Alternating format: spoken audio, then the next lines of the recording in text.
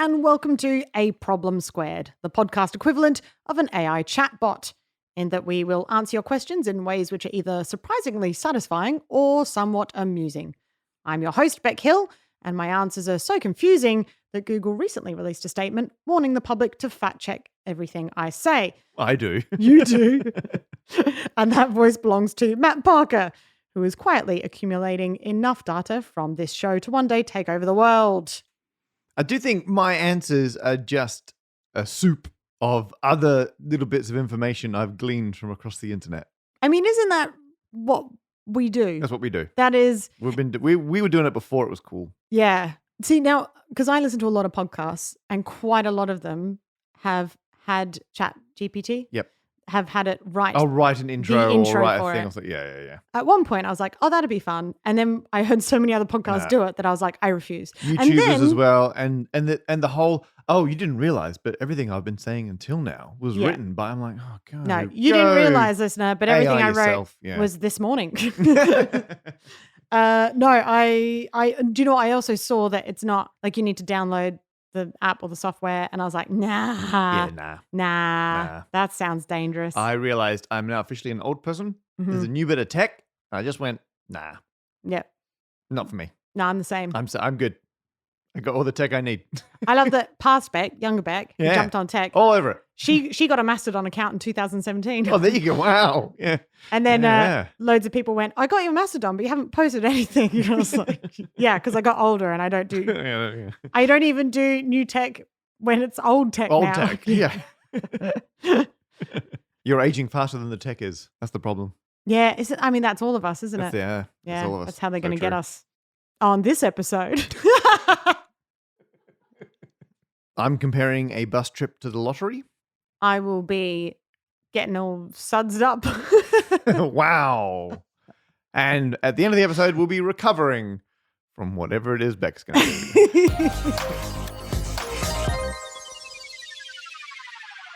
Matt. Beck. We're still recording in the same room.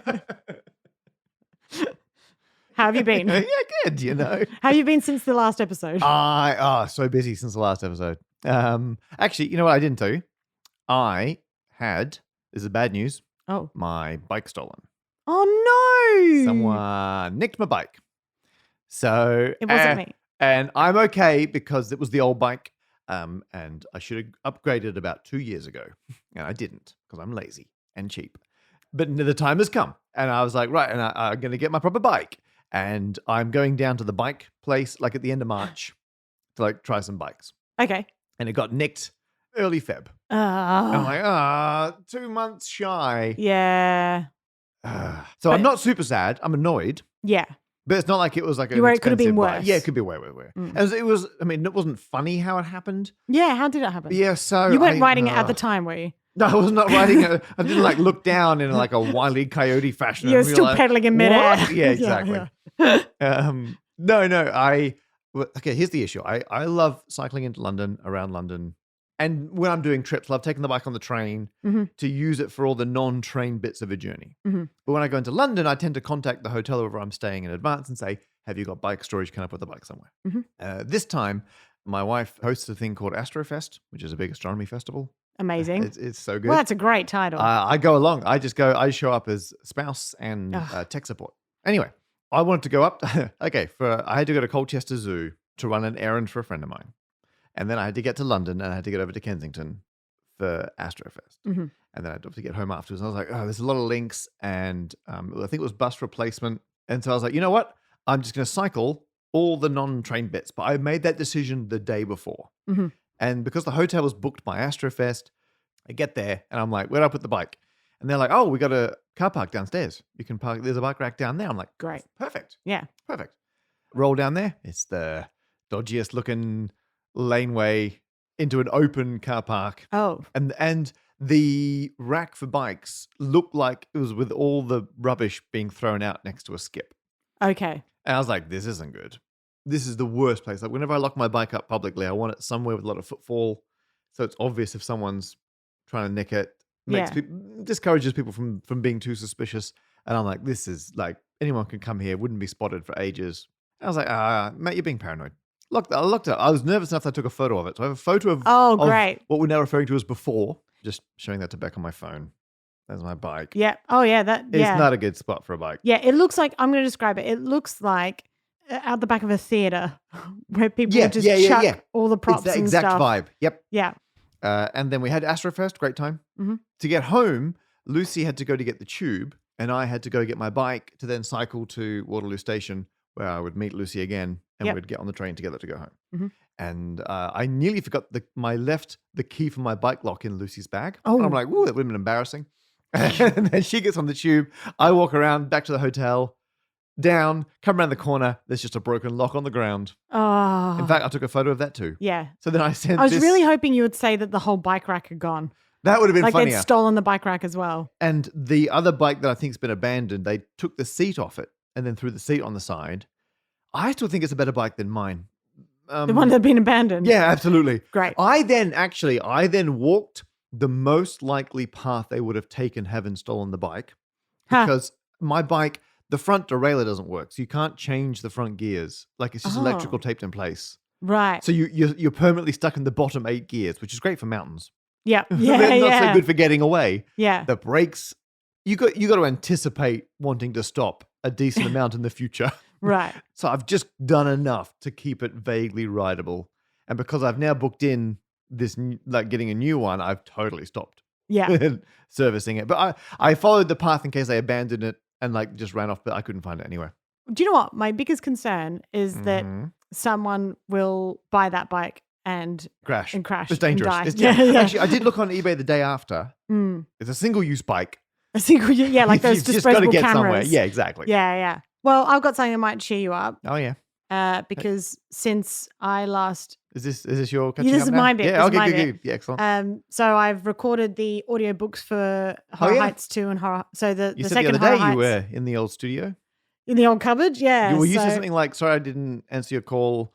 I had to finish an audiobook. I had to finish an audiobook, and I was like, "Recording or listening to?" Yeah. So that changes how offended I am. Yeah. No, I was recording it. So I did Now Live Screaming, which is the second book, and I finished the third book, Dead Ringer, while I was out in Australia. So I did the audiobook of that one as well. Amazing. Now I don't want to beat down on the second book. Yep. But oh boy, did I enjoy reading the third one aloud. I'm really proud of the third book. Great sales pitch for the second book. I know, right? But the first 2 books, hey, people have enjoyed them, but they were very much my practice runs. Okay, right. I now know how to write a book. Now you're off and racing. Look, if I don't mind saying so myself, it's the funniest one. Oh, it's the scariest one. Oh, whoa. I ruddy loved it. It is coming out this Wednesday as of this podcast coming out. As of the podcast release date. Yeah, 16th of March. It's released. But I wanted to share something with you. I'm just gonna. So I don't have the hard copy here with me. Right. But I do have the PDF. So I thought if you wanted to read out from the top of that page. You're getting me to do some of the audiobook. Mm-hmm. Forgot I asked, said Yaz. I should probably go anyway. I have to walk Sky. Yaz's mum looked puzzled. Sky? As in the Labrador next door? Since when did you like dogs? Since Matt and Lucy offered to pay me to walk her this weekend while they do some house renovations. I love the little insight into what you assume Lucy and I are up to. to not be able to have the dog around, said Yaz. Wow. So I'm assuming there's a character in the book who is a young person. Yaz is the main character. Named Yaz. Yep. Who lives next door to characters either named after or directly stolen from our lives, Matt and Lucy. It's actually a weird coincidence. Oh, really? Yeah. Well, do you want a real weird coincidence? Yes. We have a neighbor with a daughter. What? Named Yaz. No, you're joking. Nope. No, you are. What? Who is about to be the most creeped out person in the world if they ever read that book. That blows my mind. Well, you're going to be the second most freaked out person ever if Yaz reads that book. How old is she? She would be year 10. Oh, so she's much older than 15, this one. Yeah. I still age but that is very students strange. Based on what year they're in, because as a teacher, you get used to recognizing year groups. Because this Yaz is named after my friend Yaz. Oh, that makes sense. Who lives in Italy. Story checks out. Wow, that is weird. That is very weird. That's very weird. Because Yaz isn't That's why it the took me a most common second. name. Took me a second. I was like, how do you get my neighbors and like? Yeah. Okay, it's good. It's very nice that you put the dog in.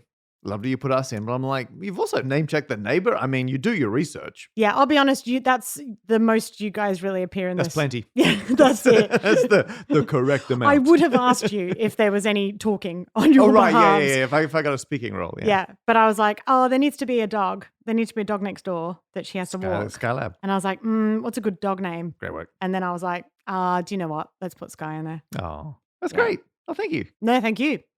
So yeah, that's my news. That's so lovely. that's coming out. I feel way better. I would say between having a bike stolen and that, it's a net gain. Oh, good. That makes me I'm not saying you stole my bike.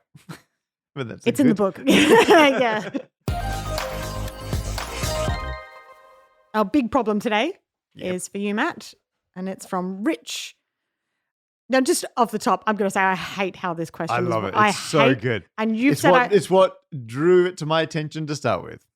Okay, I'm going to read it out. I feel like you owe Rich to read it the way the author intended. Yeah, I'm going to read it out as... Yeah, you're not going to like it. As Rich, but then I'm going to talk about how much All right. My sister Zero, went to visit my other sister One. It makes sense. It's clearing up the whole situation. In her rented flat in London. That's Sister One. She got the coach from Bristol with a colleague Zero. Colleague Zero, who's the only colleague in the story for the record. they still get an index. Well, you talk about patient zero, but no one ever talks about patient colleague 1, 2, 3. Yeah, exactly. Yeah. Who Sister Zero knew at acquaintance level, but didn't know why she was going to London. In a coincidence, I wouldn't have believed if it wasn't my family it happened to. It turned out that the colleague was going to visit Sister One's flatmate Zero. It's great. Sister One didn't know flatmate Zero before moving in, and none were aware of any interconnection at all. Flatmate Zero was not from Bristol, where my family are from, and while Sister Zero and colleague Zero knew they were going to London, they didn't realize they were even getting the same coach, let alone going to the same house. My family are convinced that this is about as likely as winning the UK lottery. If everything was random, I'd probably agree. But I keep thinking there must be some more correlation, and it's actually more likely, maybe 1 in a million, given that they're all of a similar age, plus or minus 2 years, there's your Airbus. Yeah. All in ostensibly the same socioeconomic groups doing broadly similar things. That's a very long sentence. Perfectly normal sentence. Need to say. I know you won't be able to definitively decide what is an appropriate probability, but I'd be interested in your opinions on how unlikely an occurrence this is. End of story. I hate that. Great story. I hate the way that's posed. I hate it. And do you know what's interesting? What do you hate about it, Beck? Everything. Because your feelings are valid. And I'd like to hear. No, I understand my feelings they are for me as a person and the way that my brain works. Yeah, and that's fine. But I get about a third into that thing and my brain just goes, nah. I can't, I don't like something where I have to pause every now and then to work out what is being said. Yeah. And to be fair, what draws me to it doesn't make it easier to follow. I like the formatting. Yeah. Numbering from 0, numbering every character in the story, but it's not providing clarity. You like if everyone had fake names, that would be a lot easier to follow. Yeah. And this is what's titles. Interesting because it reminded me of the way the problem was posed in the Grand Theft Auto 5 problem. The speedrunning one. It's one of these conversations where you got to stop and either draw or imagine a diagram.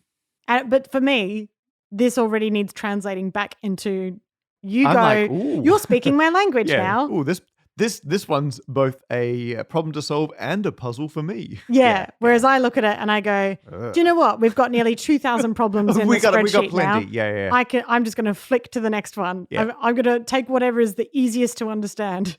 This is not encouraging people to submit their problems in a hard-to-read format. That's going to be counterproductive. I mean, it just means if they want me to solve it. Yeah, don't do it that way. To do it as simple as possible. So, someone's sister got the bus to London to visit their other sibling. Yeah. Very straightforward. The sister gets on the bus, and one of her colleagues gets on the same bus. And they're like, oh my goodness, I had no idea we were both going to London today. Yeah. They arrive in London.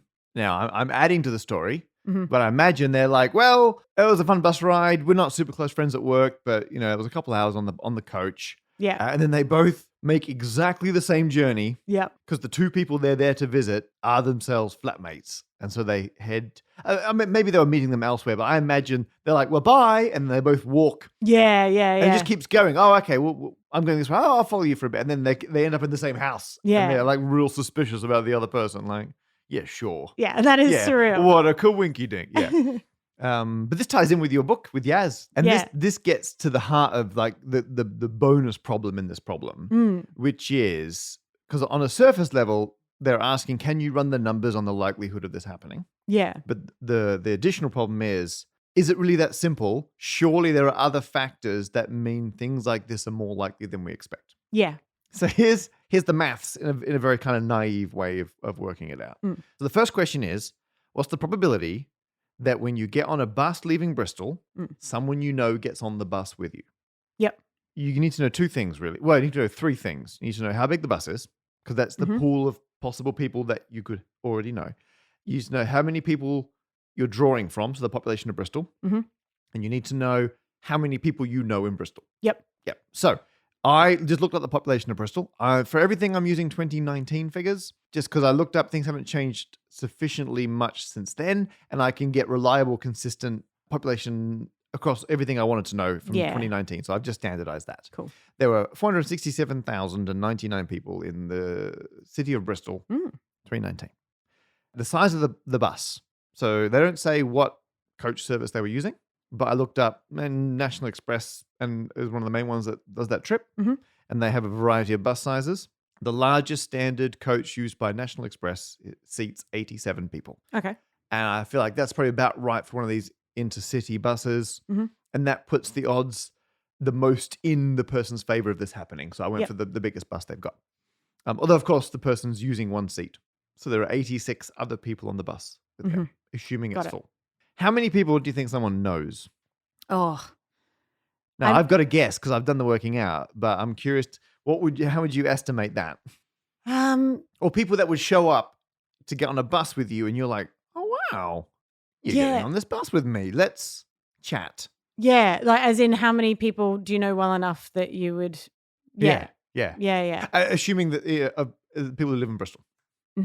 Because chances are you could be on the bus with someone who you've seen in a shop. Yeah. And you might vaguely go, oh, that's that person from the shop. Exactly, but you're not going to chat to them. Or, oh, that's the person who works in a shop or is my neighbor that I don't like or something like that. Yeah. Because sometimes I see there's a cash register server from Sainsbury's who's been there like since I've lived in it, 14 years. Exactly. And occasionally I see him in casuals and I'm like, oh, how do I know that guy? Oh, yeah, that's right. I bumped into my ex-hairdresser in a pub. And he was like, that explains where you've been. I'm like, yeah, sorry, mate. But it's not like we then like... for anyone who, look, in case anyone isn't sure, you just shave your head these days. I've just grown my hair out now. Yeah, no, because you said, sees you in a pub and says, that explains things. As if you've just been drinking this whole time. No, as in like, I no longer have any hair. Yeah. When I shaved it off, I was like, should I ring him up and just say goodbye? But then, it's like, oh, hey, it's you, boom. Whereas this person says that they weren't great acquaintances, but they sat and chat and then realized they were going to the same place afterwards. I would say, like, I'm just like pulling from a pool of it doesn't matter where they are, where they live. No, fair enough. I would say, I reckon at least 1,000 for me. 1,000? Yeah. Woo! Back. That's a lot of people. Okay. It's a lot of people, but like now I'm not saying that I'll know their face or name. Guess what I put in? But what I am saying is chances are there will be someone who will go, we met at the thing. And then I'll go, oh yeah. And then I will happily talk to, this is the other thing is I will talk to anyone. Example. Yeah, exactly. Yeah. Well, I had assumed 100, but that's probably more realistic. I've just duplicated my spreadsheet and I'm putting your figures into the new one. I'm both putting in the spreadsheet 1,000 people and I'm putting in my diary that it turns out our friendship is not as special as I thought it was. If you're talking about who I would call, it's like 20. Yeah. There's like 20 people. Okay, so I've done, that's going to change things. Okay, but I'm going to carry on with my estimate of 100, but I'll also give you the No, I think 100 is good. I think 100 is good. So now you got to work out the probability that you know one or more people on the coach, because there's an easy mistake to make in something like probability where you work out the chance of one person you know. But that's weird because you're looking specifically at that example Whereas it wouldn't matter if there was 2 people you knew, you'd still have someone you'd sit with and chat. Yeah. So I ran it for 1 or more. So I actually worked out the probability you don't know anyone on the bus. Mhm. And then the complementary probability is you know 1 or more people on the bus. Yep. And for that, you go to each seat and you're like, well, in this seat, there's the population of Bristol minus 100 people that could be here that I don't know. Mm. Or 100 I could. So I did the population minus 100 divided by the population to get the probability of you Yep. not knowing the person in that seat. And then I multiply that up for all the seats in the bus. Perfect. I didn't, for people who know these sorts of calculations, do it exactly in terms of compensating for each subsequent seat. You should take 1 off the population because you've excluded 1 person who's sat in the previous. Yeah. It doesn't make a big enough difference. I just put it to the power number of extra seats. And it's surprisingly high. So there's a 1.8% chance you would know someone on that bus. So 1 in 50 journeys. Yeah. That's about right. If you went every week, you wouldn't be amazed if once a year you knew someone from Bristol. Your figure would be 16.8%. Of course, because it's order of magnitude bigger. Mm-hmm. So now we know the probability that you know someone on the bus, which is the first half of the story. And I know them even better now because we've had the entire journey to chat. Whole journey. All the way down the M4. Yeah. You're in. Sure. Yeah, why not? You're in London now. So now we got to decide the population of London. Yep. Is it either Greater London, which is 8.9 million people, or is it the London metro area, which is 14.4 million people? Because Greater London is like the bulk of what's inside the M25, not all of it, most of it. Whereas the metro area is just as far as the suburbs and everything reach.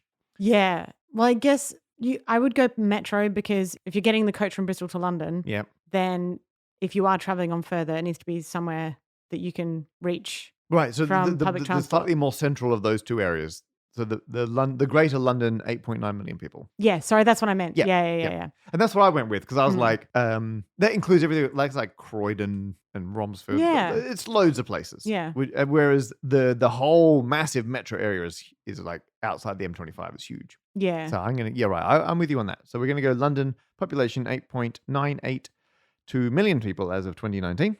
And so now you just work out the probability, which is a pretty straightforward calculation.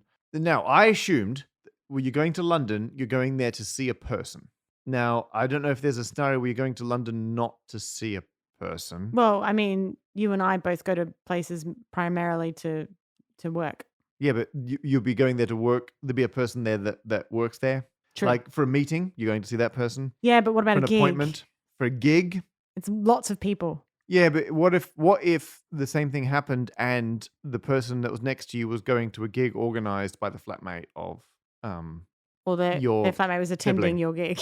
Yeah, exactly. Yeah. So I just kind of assumed that there is a person involved. There's a person involved. Probably more. So this is now a bit of an underestimate.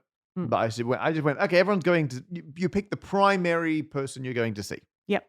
Right? And that fits with the story because the primary person that we're going to see, person in the flat.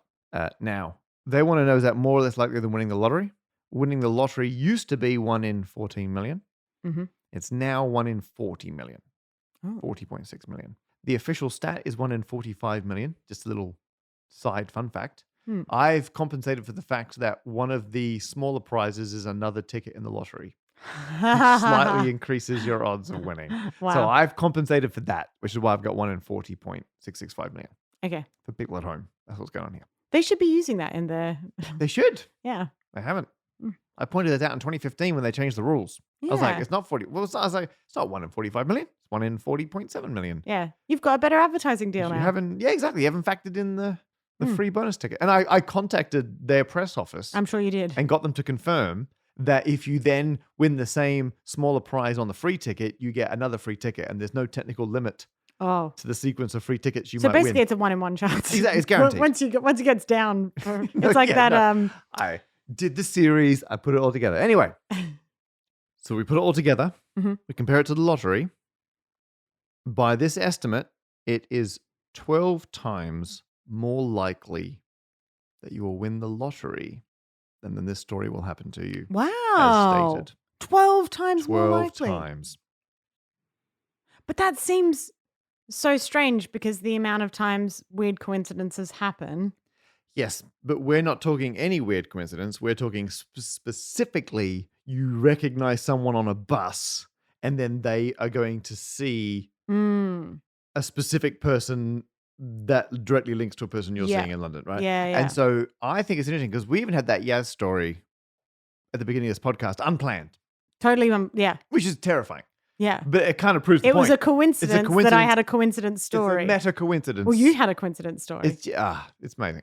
I guess the thing is this a case of like, I know it sounds like, oh, you're 12 times more likely to win the lottery, which suggests like, oh, we should all be buying lottery tickets because we've had these weird coincidences happen to us. But is it sort of the same as like, it's very unlikely you win the lottery, but people win it? Yeah. You know, it's a thing that happens. It's never like breaking news. Someone won the lottery. Yeah, it's like that is how it works. Yeah. So it's a case that this is likely to happen to someone, and it happened to happen to this person. It's less likely to happen for everyone than it is to win the lottery, but it will happen. So it's actually not that crazy. Yeah. You're completely correct. Yeah. And on top of that, we've had to specify, someone on a bus going to London, all that jazz. It's less likely than winning the lottery. But because you're living your life, you're doing countless things every day. Imagine if you were playing the lottery, multiple times a day. Like unimaginable, so many times, constantly, which wouldn't work for the lottery because you'd end up spending way more money than you could ever possibly win. Yeah.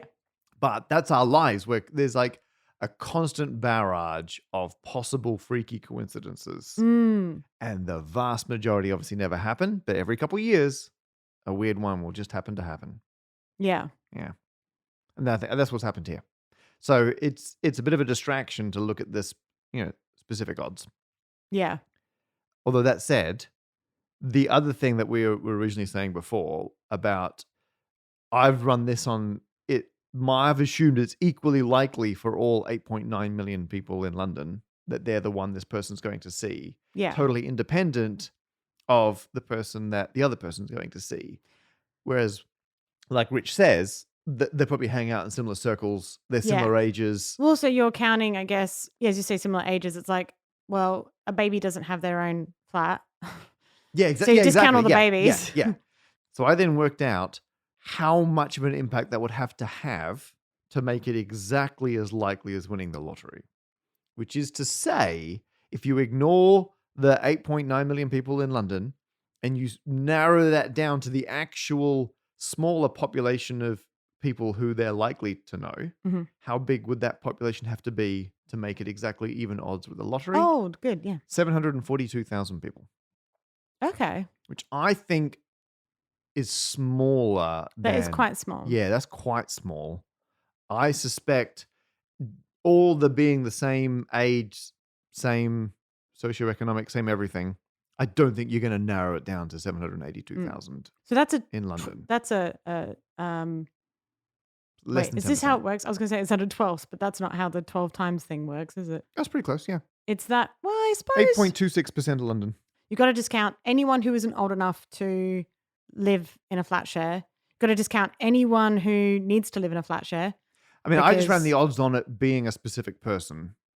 And actually, there's a bunch of different people that could have been there were there to see. That would be weird. I mean, flatmates is particularly weird, but they could have been, or they could have been also colleagues or something else. That would Yeah. So I feel like actually 8% of it is realistic. I think it's about right. Yeah. Okay, so it's about winning the lottery.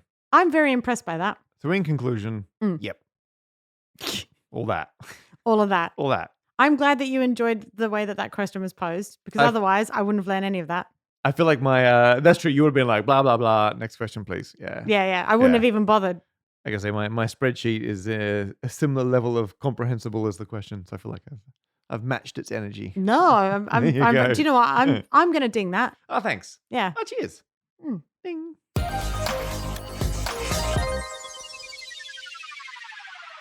Next problem for you, Beck, was sent in by, the name here just says Matt in Liverpool.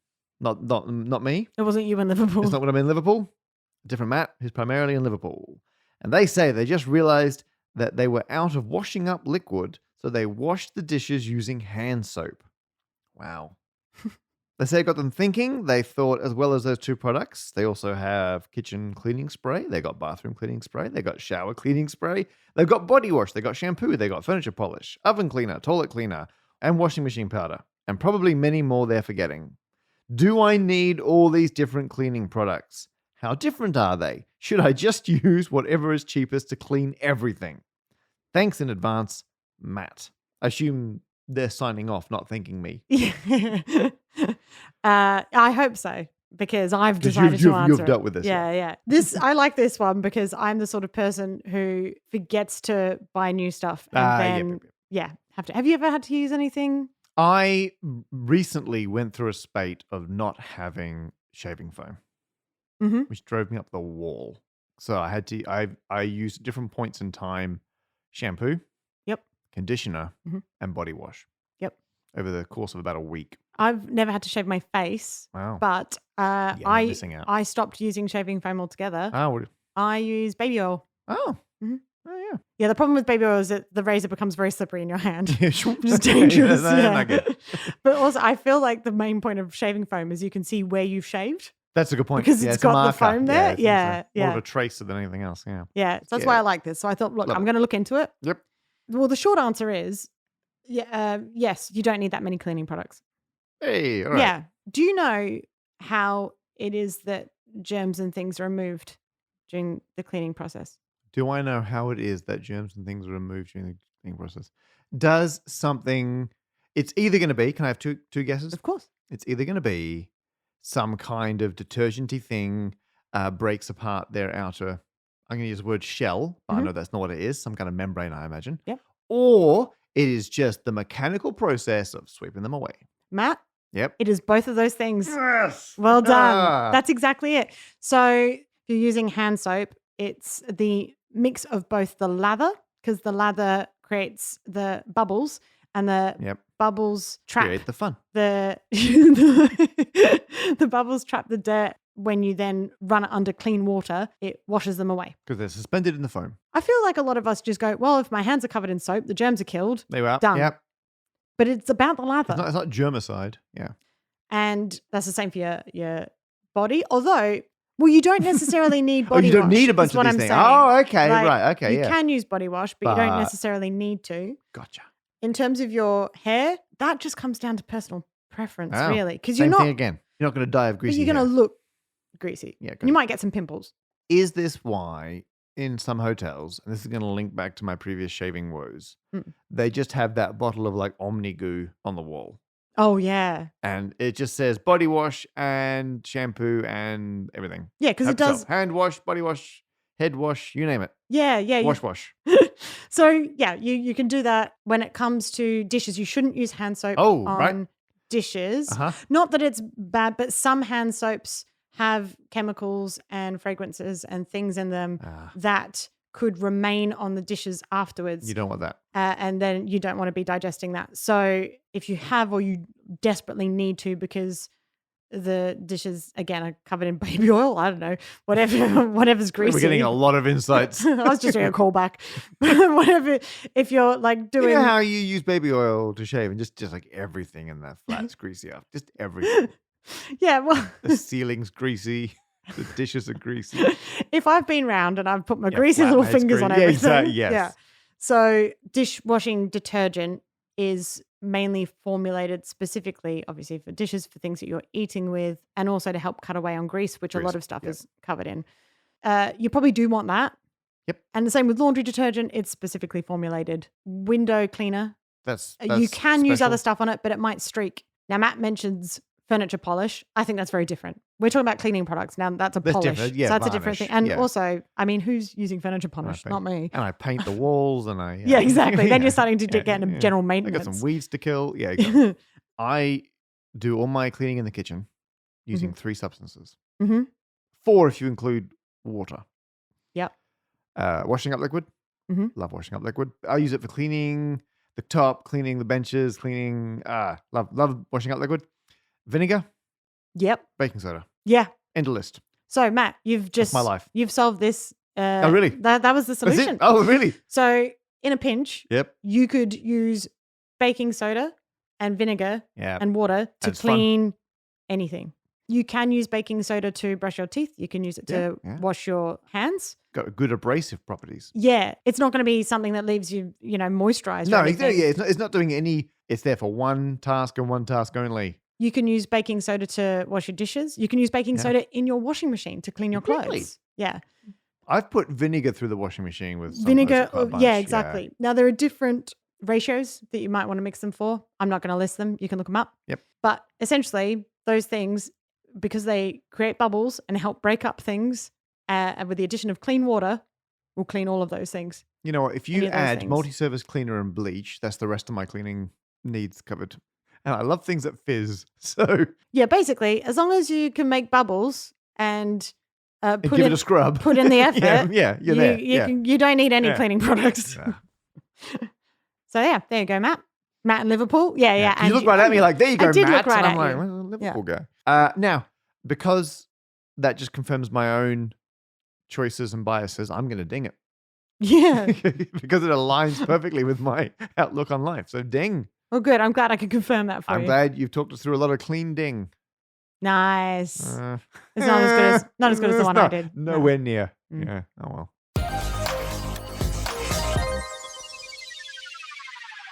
We're now on to AOB, which doesn't stand for Artificial Ontologence Bot.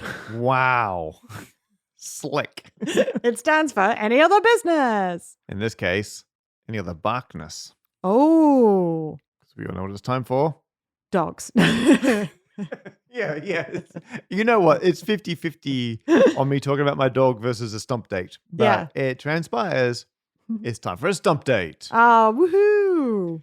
So we got some stump news for people who are unfamiliar with this. Mm-hmm. I have a chunk of wood in Australia that came from the family stump.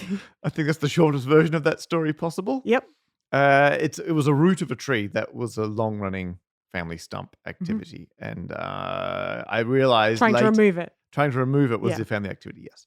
And I missed out, but through some unrelated gardening, I unearthed part of the root of the stump that I never got to help remove. And so I helped remove it. Yes. And I was going to bring it back to the UK to do something with it. Yes. But we realized I couldn't just bring wood into the UK. There's a bunch of paperwork. Mm-hmm. And we're like, well, what are we going to do? Was what we needed, really, ideally, we needed to be able to give it to someone else in Perth, Australia, to make into a thing that we could then sign off on as a product that we could then bring back to the UK. Yes. And someone got in touch. James reached out. Now it's a long comment because they start by pointing out that 2 decades and officially a lifetime ago, they were a minion for Matt and Friends in some parts of their Channel 31 show in Perth. Mm-hmm. So I think we probably have mentioned this at some point in the podcast. Channel 31 is like a community. Yeah. They'll give anyone a TV show. Yeah. Which is proven by the fact I had a TV show Yeah. when I was at university on the real TV. It was in the TV guide. Yep. Anyway, so James was a school friend of my brother. Mm-hmm. And so James, I guess, listens to the podcast now. Hi, James. And James's dad is now retired and works in a local men's shed, often called community sheds. Okay. People Oh, often, yeah. you get isolated. It's hard to make friends. Does a lot of woodworking, apparently. Standard. And so not only have we found a person with time on their hands Mm-hmm. and the facilities and the motivation to do woodworking, Yeah. not only are they in Perth where the stump is, my brother has access to the stump cupboard, Oh, yeah. can get the stump from the stump cupboard, can catch up with his old schoolmate James Yeah. and do a stump handover. So we have all, the whole pipeline is there. What are the logistics chances? have aligned. What are the odds? Quite high. Quite high, yeah. They listen to the podcast probably because anyway. So we now have a stump solution where my brother Steve is going to do a stump handover for us, Great. and then James's dad's going to get to work. So we need a before photo. Correct. Mhm. I want a photo of it in the shed to confirm it's Yes. arrived safely. Yep. And And it's the same stump. the same not a stump. We can replacement. confirm that. I would know that stump anywhere. And then it's the family stump. And then you all know the family stump. Yeah. Then, well, people have suggested different things.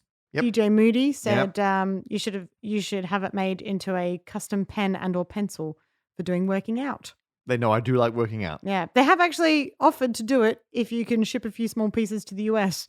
But Oof, might be easier to... That's adding to the problems, not taking them away. Ugh.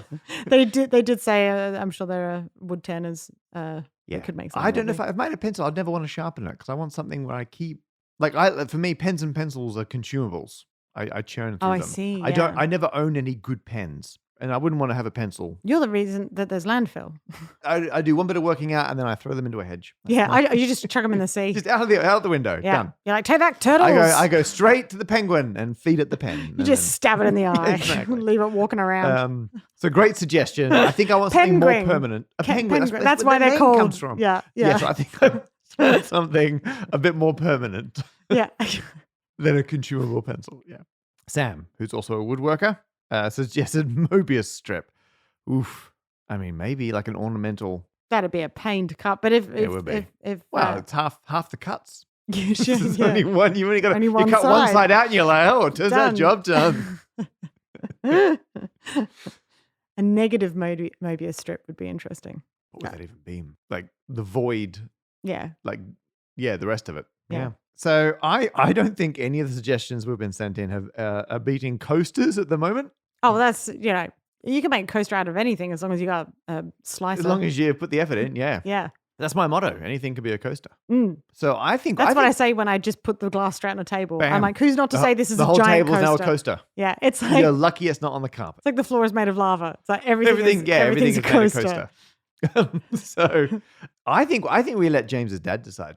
I think we say we were thinking coaster, but I think until you're holding the professional. wood and listening to the wood, Mm. you don't know what you're going to make from the wood. So I'm prepared to let the experts.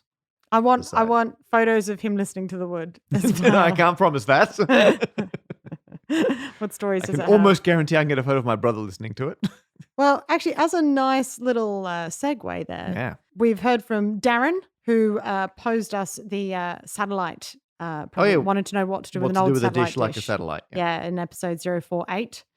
We'd suggested, amongst many other things, a bird bath. Bird bath was in the mix. And Darren said, thank you very much for the idea of making my satellite dish into a bird bath. Here are a couple of pictures of it. We'll stick these in They did it. We'll put them on Instagram and The Twitter proof. at A Problem Squared.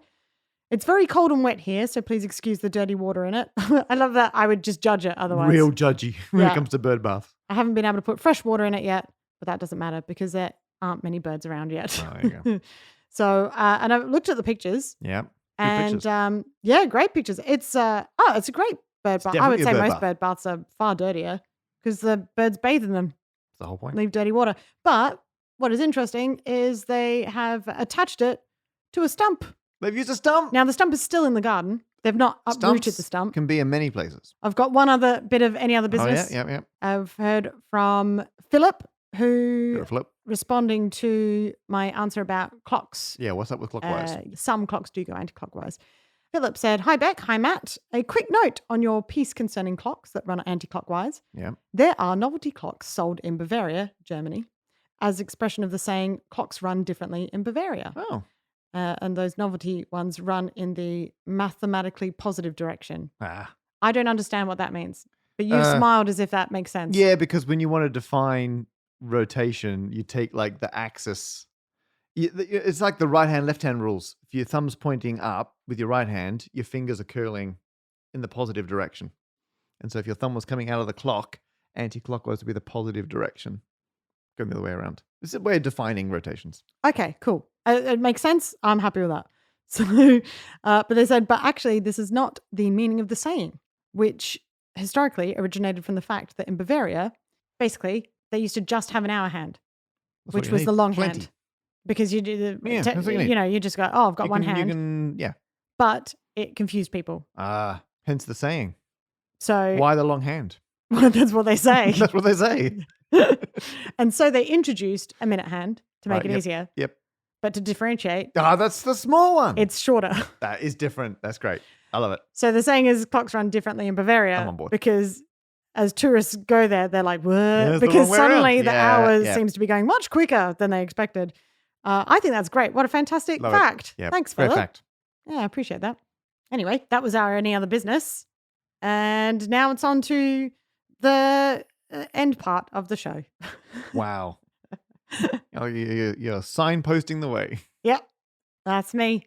So, first of all, if anyone is a Patreon supporter, you get, Thanks. thank you, you get free access to our bonus podcast. I'm a Wizard. which It's definitely not just a rushed recording we make before the proper recordings each time we sit down. no, it's fun. It It's is real fun. But it's also the other thing. And now it's time to say thank you to some special people. Oh my goodness, so special. Because we love everyone who listens. Such people. Oh, you're all our favorites. Yeah, and especially if you're a brand new listener, we hope you enjoyed this welcome aboard. episode. Make sure you subscribe. You rate us if you can. Yeah. That'd be great. But also, the reason that you're able to listen to this podcast right now is because some very lovely people give us money. Yeah. So that we can afford That's the whole business model right there. to do all of this. Do whatever this is. Yeah. So Keep us in twisties. in order to thank you, other than giving you access to our bonus podcast, I'm a Wizard, we also choose 3 of those supporters from Patreon at random to thank at the end of each episode. And in this episode, those supporters are Moritz, Morawies Kirchner. I think that's right. Yeah, I think so. It'd be easier to read, but someone's left their cursor right in the middle of it. It's been moved now. Oh, excellent. Good. Do you want to do it again? No, do not. The Phil UK. That's all one word. Yeah. It could be Thep Hill UK. Thep Hill, okay. Or The Bullock. Thep Hill, Thep High Luck. Thefaluk.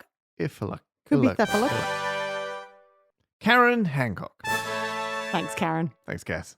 Keeping it easy. And I'd also like to thank my co-host. That's you, Matt. Hey, Matt that's Parker. me. Yeah, definitely a real person, Thanks not to an me. artificial. Not generated by algorithm. Nope. Dangerously close, though. I want to thank myself as being your co-host.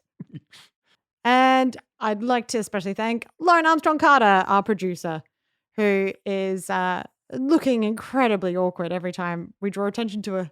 She hates it. We love that. Bye.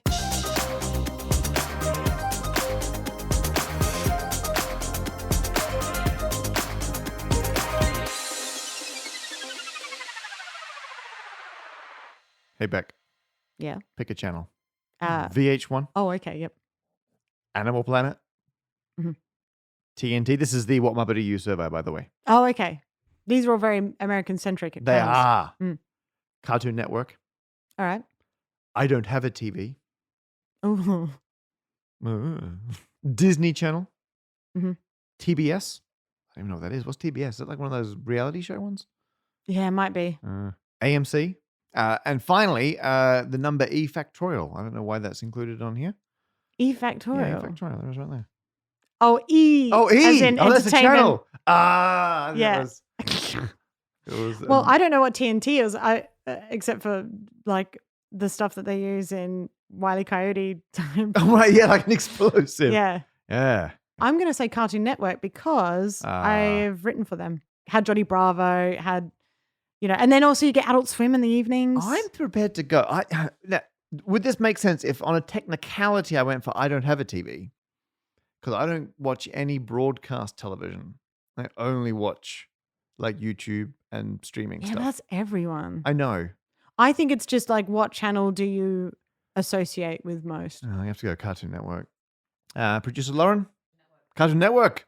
All three It's of the us. full sweep. I feel like that one is skewed because it's We don't know it's the rest of one them. that people. I mean, I never had cable or whatever it is they call it here, Sky, Yeah. whatever. So I've never actually owned Cartoon Network. I've never had Wow. full-time access to it, but I've still You've seen a lot the of shows Cartoon on it. Network shows. Yeah, Cartoon Network. The rest of this survey is still TBS. Which is- To be surveyed. Oh, that's what it stands That's for. what it stands for, yeah. It's a survey network. 4.26, by the way. 4.2608204. E Factorial.